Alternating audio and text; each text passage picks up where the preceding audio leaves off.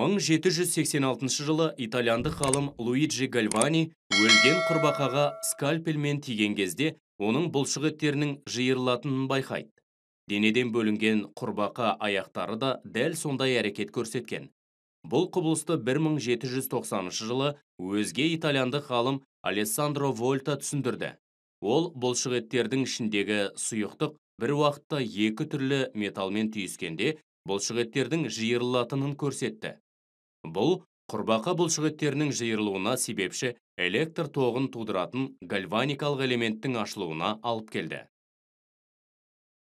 Электрохимиялық элементтерді келесі түрде жазу келісілген. Анод тік сызық анодты электролит. Қос тік сызық катодты электролит, тік сызық катод. Электродтар мен олардың ерітінділері арасындағы фазалық шекаралар бір тік сызықпен белгіленсе, жартылай элементтердің арасындағы фазалық шекаралар қос тік сызық арқылы белгіленеді. Тотығу жүріп жатқан бір жартылай элемент сол жақта, ал тотықсыздану жүріп жатқан екінші жартылай элемент оң жақта жазылады.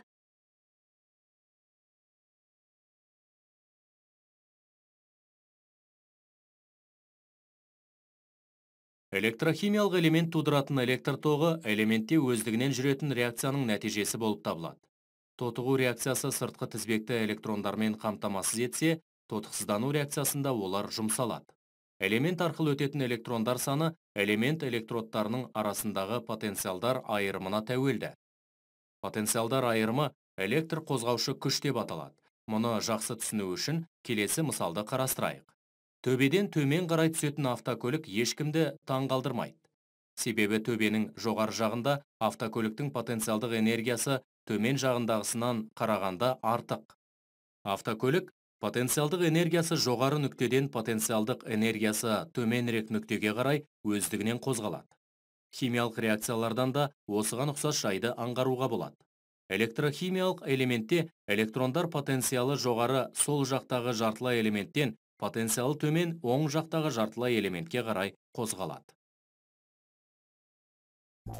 Гальваникалық элемент арқылы электр тоғын жүргізгенде, біздің жағдайымызда темір үш иондары мен ядит иондардың арасында тотығу-тотықсыздану реакциясы қатар жүретінін көрсету үшін қарапайым тәжірибе жасап көрейік.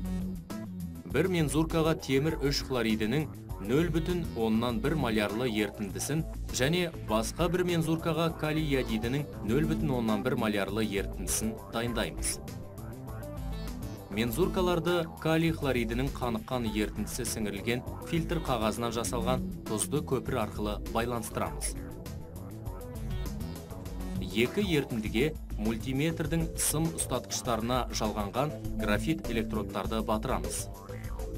Осылайша біз гальваникалық элемент жасадық.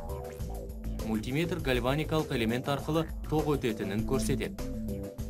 Оған қоса калий ядиді бар мензуркадағы ертінді ақырындап көк түске боялады.